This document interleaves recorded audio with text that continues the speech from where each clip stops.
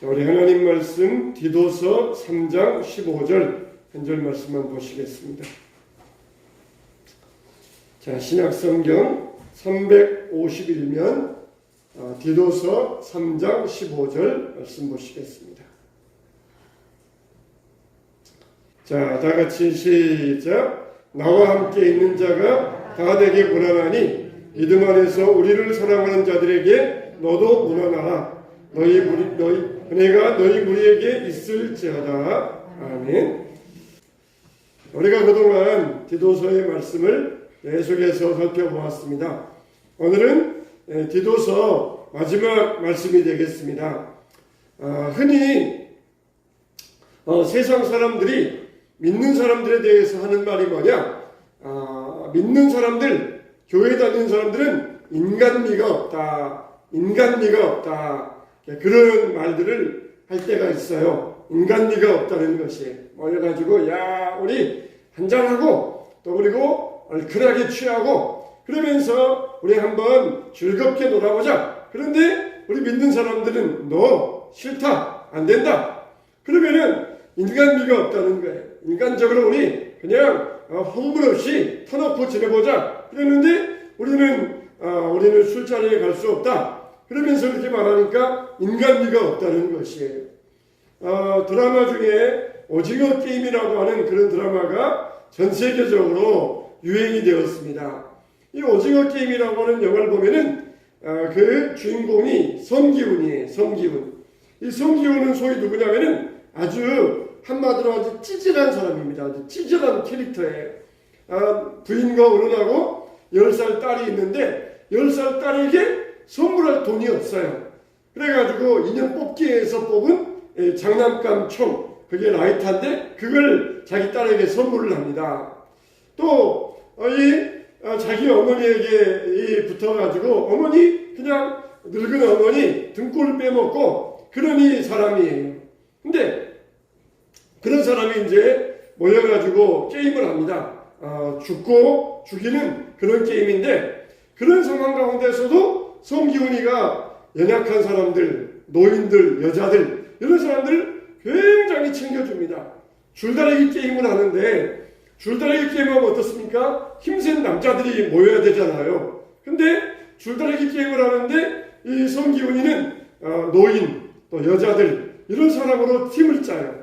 그러니까 힘센 남자들끼리 모여가지고 줄다리기를 해야 이기는데 여자들, 노인 이런 사람들을 모아가지고 줄다리기 게임을 하니까 다른 이 팀원들은 불만인 것이에요. 우리 이제 다 죽었다. 그렇게 하는데 또 거기에서 또 새로운 아이디어가 나와가지고 또 그 게임을 이깁니다. 또 이 징검다리 건너는 게임을 하는데 거기에는 강화유리가 있고 일반 유리가 있어요. 강화유리를 디디면 안 죽어요. 근데 일반 유리를 디디면 떨어져 죽습니다. 그런 상황에서도 서로 챙겨주면서 게임을 해요. 그리고 마지막 게임에 가서 둘이 남습니다. 둘이 남아가지고 서로 이제 마지막 게임 서로 원 안에서 밀쳐내고 하는 그런 게임을 하는데 결국은 자기 동네 후배하고 마지막 게임에 맞붙게 돼요. 그래서 처음에는 자기가 지다가 마지막에는 자기가 이깁니다. 그래가지고 이제 거의 다 이길 상황인데 우리 그만하자 그러면서 포기를 선언해. 우리 그만하자. 이제 상대방을 죽여야 자기가 456억 원을 얻어가지고 큰 부자가 되는데 이 동네 후배를 죽이지 못해요. 그래 우리 그만하자. 그러면서 포기할 때에 이 동네 후배가 스스로 자결하고 그리고는 모든 돈을 456억 원을 가지고 나오게 돼요. 근데 거기 보면은 소위 크리스찬이 한 명 나와요. 크리스찬은 게임에서 이길 때마다 주여 감사합니다. 주님의 도우심으로 이겼습니다. 막 그러면서 기도하고 그러는데 전혀 다른 사람들에게 공감을 못 받아요. 다른 사람들을 죽이면서도 내가 이겨서 감사합니다. 그러면서 기도하는 모습, 그런 모습을 보여요.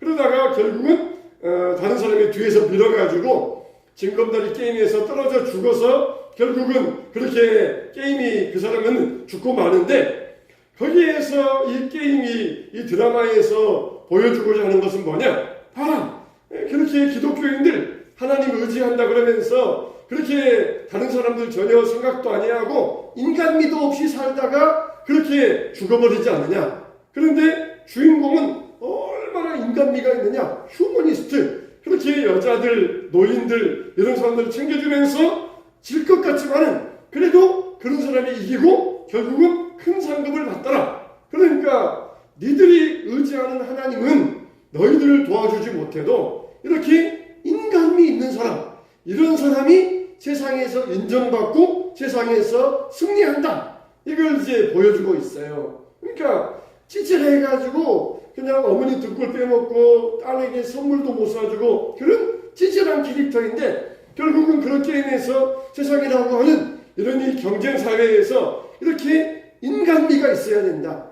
인간미가 있어야 사람들에게 인정도 받고 인간미가 있어야 사람들에게 그 경쟁 사회에서도 승리할 수 있다. 이제 그걸 거기에서 말해주고 있거든요.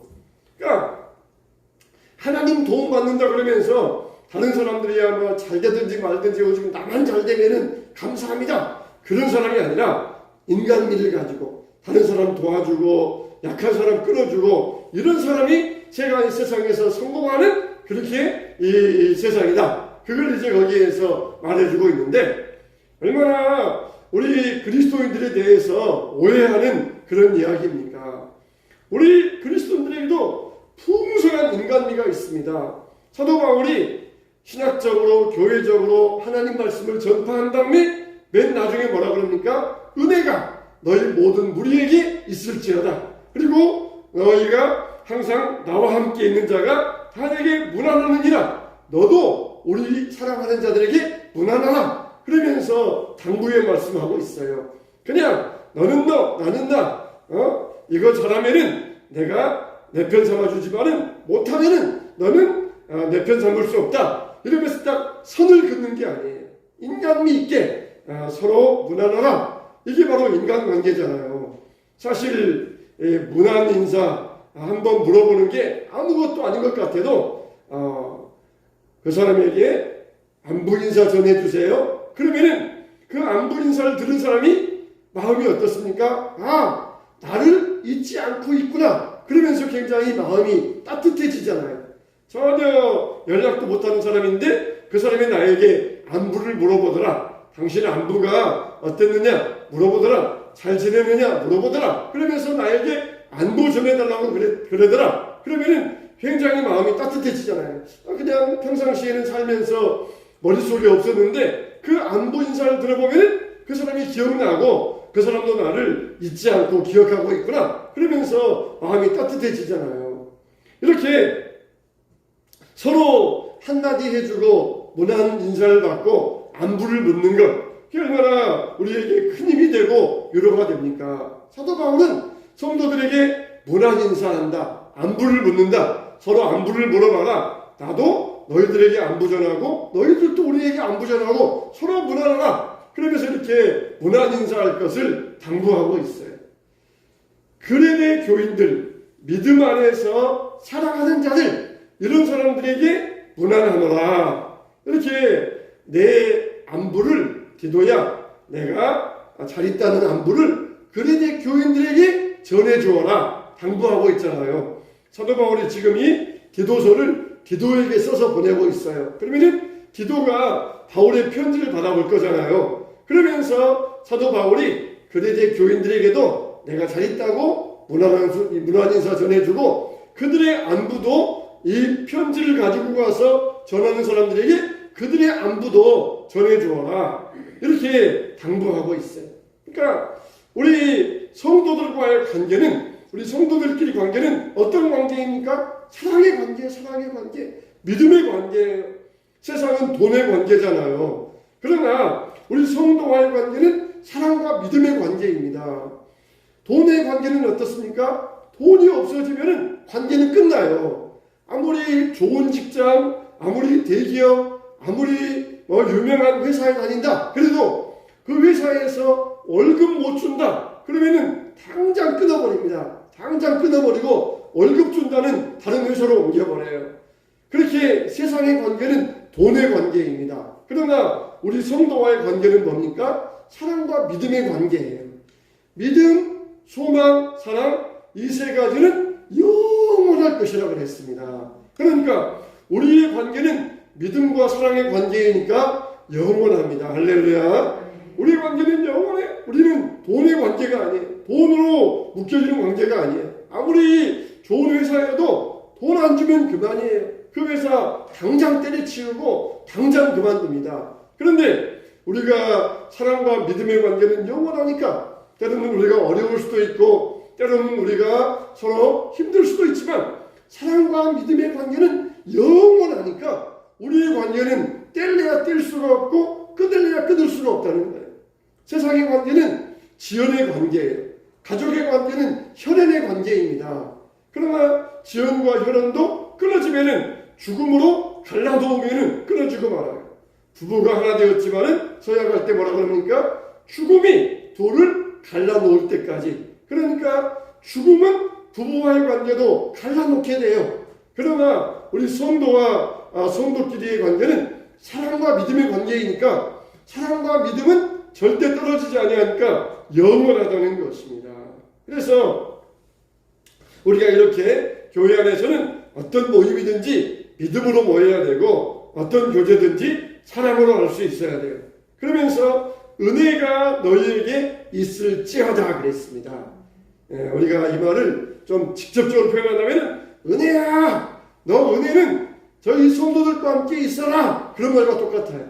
하나님의 은혜 이 은혜야 너희 은혜는 딴 데 가지 말고 이 성도들과 함께 있어야 된다 그런 말을 하고 있어요. 은혜 그런데 성도들에게 은혜가 너희에게 있을지어다 그랬어요.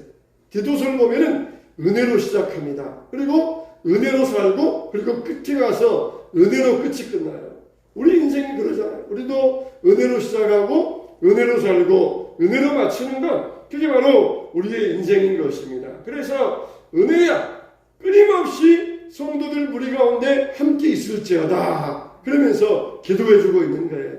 우리는 정말 끊임없이 은혜가 있어야 됩니다. 끊임없이 은혜가 있어야 됩니다.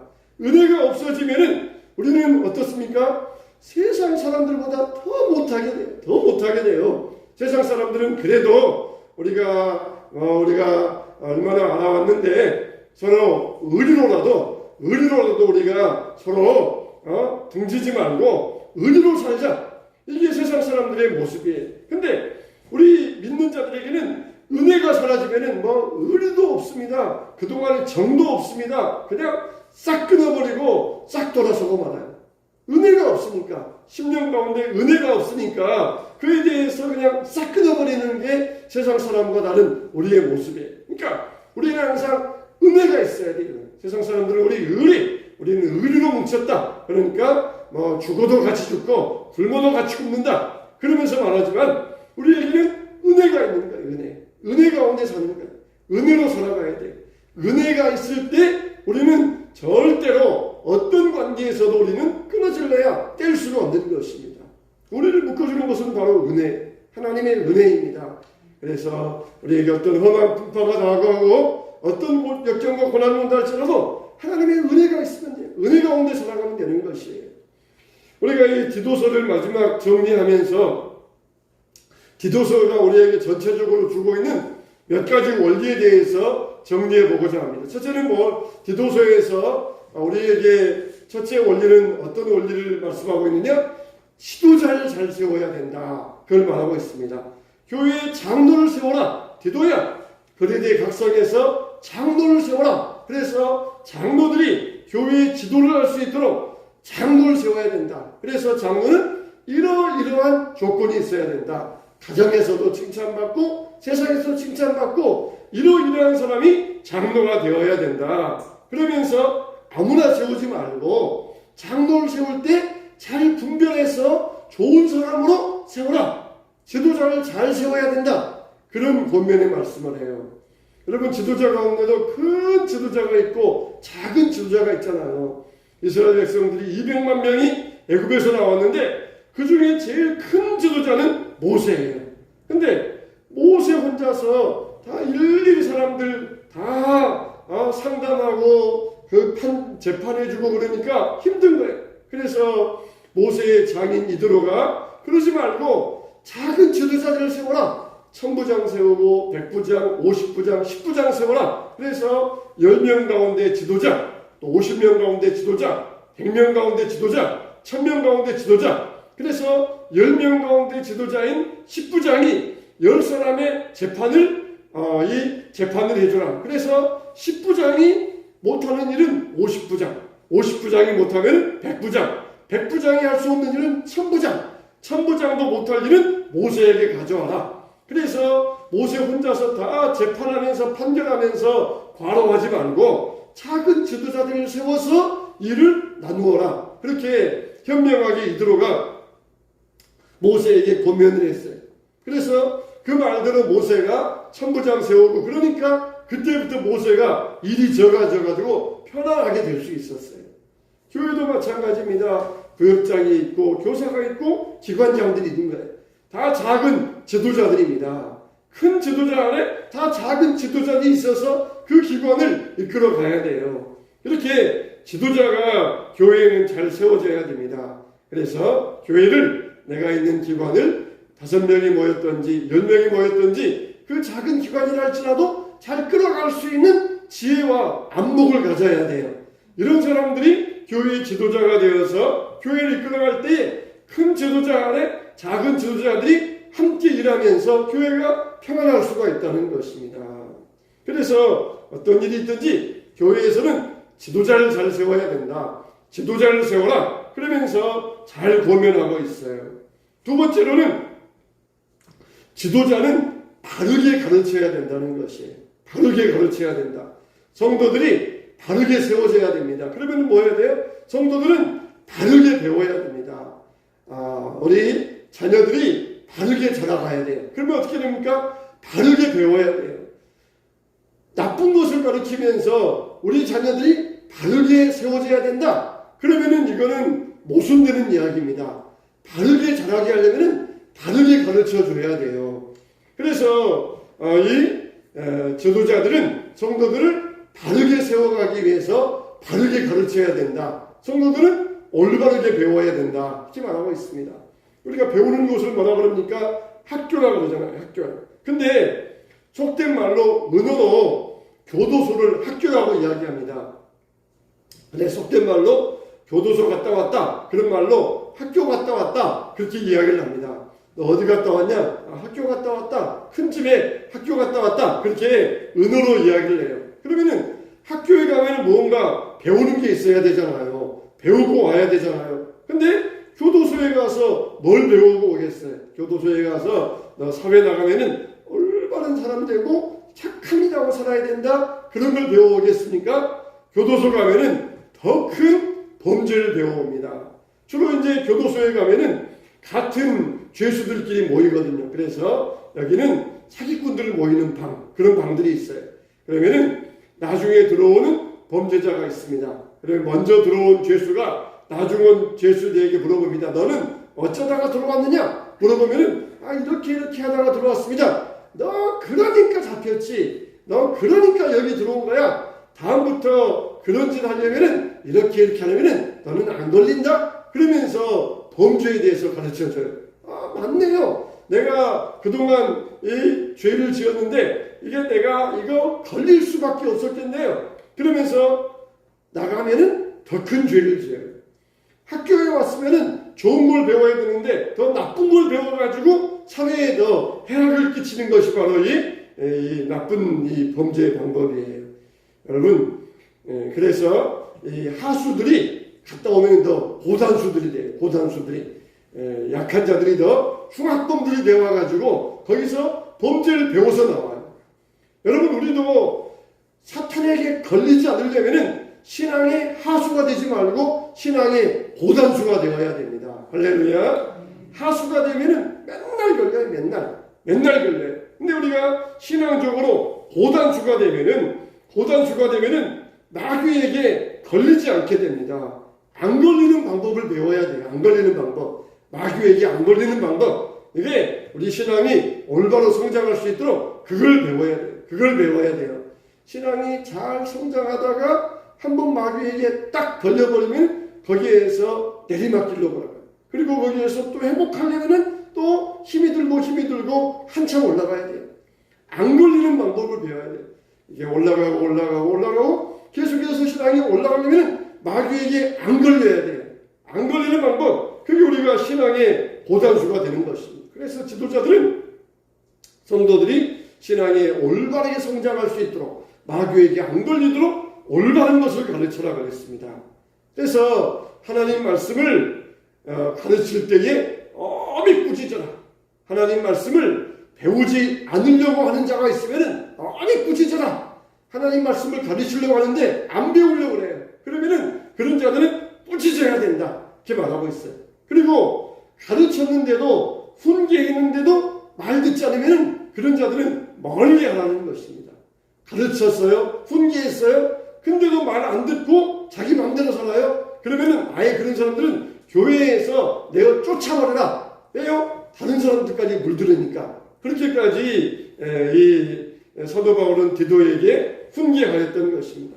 배워도 안 들으면은 그 사람은 끝났다는 거예요. 소망이 없다는 것이. 앞날이 어둡다는 것입니다. 다르게 가르쳐야 되지만 배우는 사람이 안 배우려 하려면은 안 배우면은 그 사람은 소망이 없으니까 그 사람은 차라리 교회에서 쫓아버리기 낫다. 그렇게까지 이야기하고 있어요.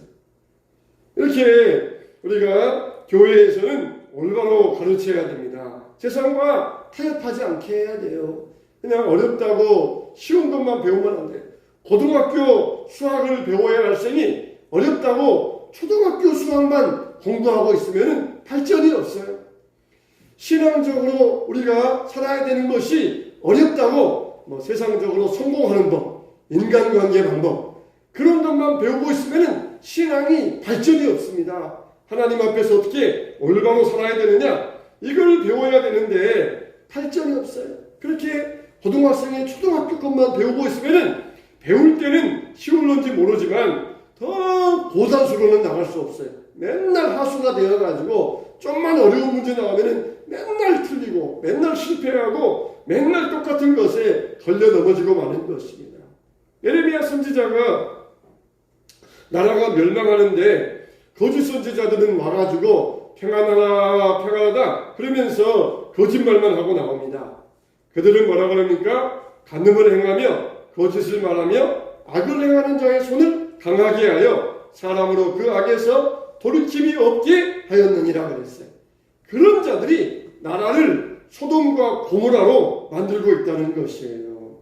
올바른 말씀이 증거되어서 올바로 배워야 되는데 이것들이 거짓을 가르치면서 나라와 민족을 온통 거짓 것으로 만들고 있다는 것입니다. 여러분 우리는 지도자가 바로 가르칠 수 있도록 해야 돼요. 그리고 배우는 자들은 바로 배울 수 있도록 해야 됩니다. 배우는 자들이 바로 배우고 싶은데 지도자가 거짓된 것을 가르치고 있으면 배울 수가 없는 것이에요. 그래서 디도야 지도자를 잘 세우고 그리고 지도자가 되어서 올바른 것을 바로 가르쳐야 된다. 그렇게 당부하고 있어요. 세 번째로는 선한 일에 열매를 맺어라. 그렇게 말씀하고 있습니다. 이 말은 구원의 열매를 맺어야 된다는 것이에요. 우리가 구원받는 것은 공짜로 구원받았지만 구원의 삶을 사는 것은 우리의 노력과 의지가 들어가야 됩니다. 그래서 우리에게 반드시 믿음의 증거가 나타나야 돼요. 열매가 맺어져야 됩니다. 그런 것도 없이 열매도 없는데 나는 구원받았습니다. 그렇게 말하는 것은 자기 혼자의 생각이에요. 정말 너 구원받았느냐? 그러면 구원의 증거를 한번 너의 행동을 보여보아라. 근데 구원의 열매가 아무것도 없으면 헛것이라는 것이. 구원받았느냐? 선한 일에 열심하는 친백성 될 수 있도록 구원의 열매 맺는 자가 되도록 만들어야 된다. 구원의 열매를 맺게 하라. 그렇게 당부하고 있습니다. 그래서 우리는 교회 안에서도 구원받은 자로서 믿음의 삶을 살아야 되지만 교회 밖에서도 마찬가지예요. 교회 밖에서도. 왜 그렇습니까? 하나님의 말씀이 비방을 받지 않기 위해서 그런다는 것입니다. 입으로만 시인하고 행으로 부인하면 가증한 자가 됩니다. 소리는 어떻습니까? 선한 일을 하는 하나님의 백성 될 수 있도록 우리는 부름받았다는 것이에요. 우리의 목표는 뭡니까? 하나님 나라를 이루는 것이에요. 우리 대한민국이 부흥하고 발전되어 갑니다. 그러면은 국민들의 삶은 자연히 윤택하게 돼요. 기업이 잘 되고 수출이 잘 되면은 세금 걷어서 복지국가가 되지 않겠습니까? 근데 나라가 망해가고 있어요. 근데 나라가 망해가는데 자기 혼자 돈 벌어가지고 자기 혼자 부자 되었다. 그러면은 그 사람은 나라가 망할 때 그 사람도 같이 망하고 말 것입니다. 우리는 누구예요? 우리는 하나님 나라를 목표하고 사는 사람들이에요. 우리는 하나님 나라를 이루어야 됩니다. 하나님 나라가 우리의 목표예요. 여러분, 나라의 정치가 올바로 되기 위해서는 우리 같은 사람들이 뭐 정치가 압니까? 우리는 정치에 아무것도 몰라요. 그렇지만 우리에게도 권한이 있어요. 뭡니까? 투표의 권한, 투표하는 권한. 우리가 이게 할 수 있는 권한이 우리의 권한이. 정치 썩어 빠졌다. 정치 관심 없다. 그러면서 선거 안 하면은 정치인 맘대로 하라. 그런 말과 똑같아요. 정치가 잘못됐다. 우리가 투표로 바꿔보자. 그래야 정치인들이 국민들을 무서워할 줄 압니다. 국민들이 관심도 없고 되든지 말든지 누가 되든지 난 상관도 없다. 그러면은 정치인들이 국민들을 무서워하지 않아요. 우리가 하나님 나라를 이루어야 됩니다. 나만 잘하고 나만 잘되고 그런 것이 아니라 우리의 신앙의 목표는 하나님 나라예요. 나라를 세우는 일에 우리가 동참해야 됩니다.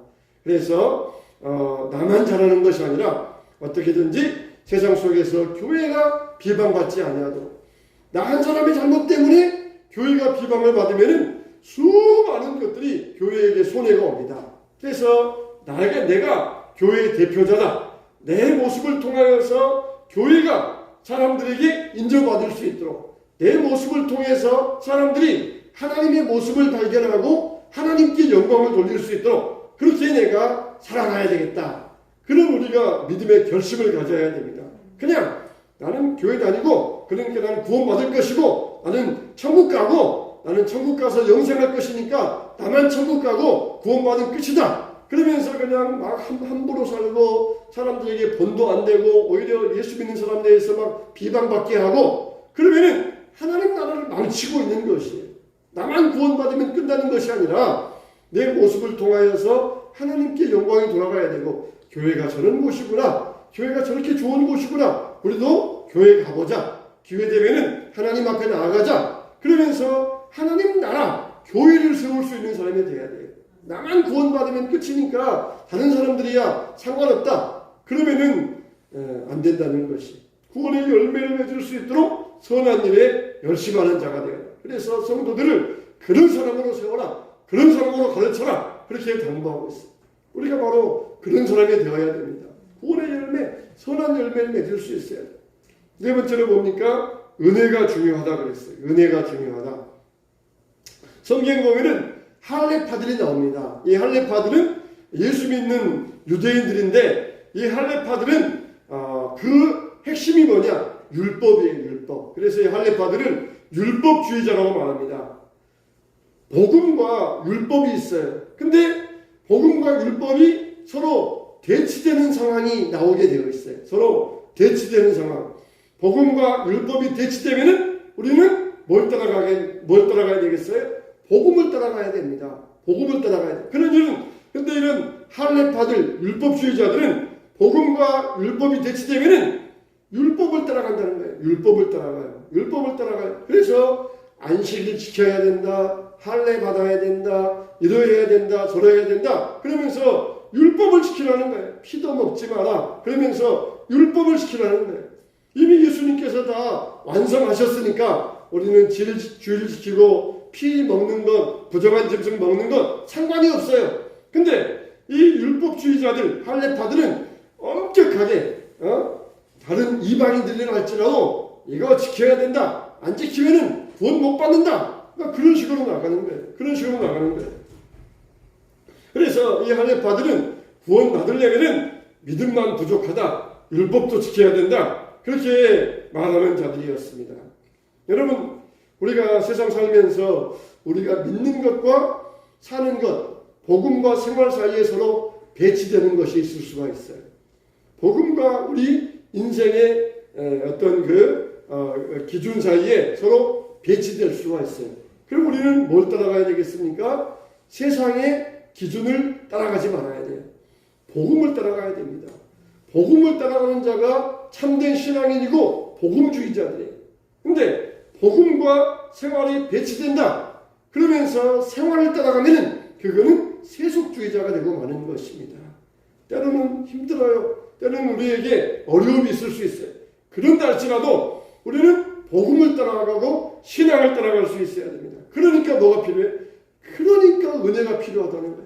그러니까 하나님 은혜 아니면 난 살아갈 수가 없습니다. 은혜 아니면 난 일어날 수 없습니다. 하나님 은혜로 세상을 이기고 새 생활을 이기고 복음으로 살게 해달라고 그래서 너희 무리에게 은혜가 있을지어다 이렇게 기도하라고 가르치고 있습니다. 우리가 의롭게 되는 것은 무엇입니까? 오직 은혜로만 가능한 것이에요. 하나님의 사랑과 자비로만 되는 것입니다. 그래서 은혜로 시작해서 은혜로 살고 은혜로 마칠 수가 있어야 됩니다. 우리가 디도서를 총정리하면서 디도서에서 4가지 원리를 말씀드렸습니다. 지도자를 잘 세워라. 교회의 큰 지도자, 작은 지도자, 안목을 가지고 그리고 자격을 가지고 있는 그런 지도자를 세워야 된다. 또 지도자는 바르게 가르쳐야 된다. 배우고자 하는 사람들에게 바르게 가르쳐서 바르게 성장시켜줘야 된다. 그리고 세 번째로 선한 열매, 구원의 열매를 맺어야 된다. 예수 믿었으니까 구원받고 끝이 아니라 우리는 하나님 나라를 이루어야 돼요.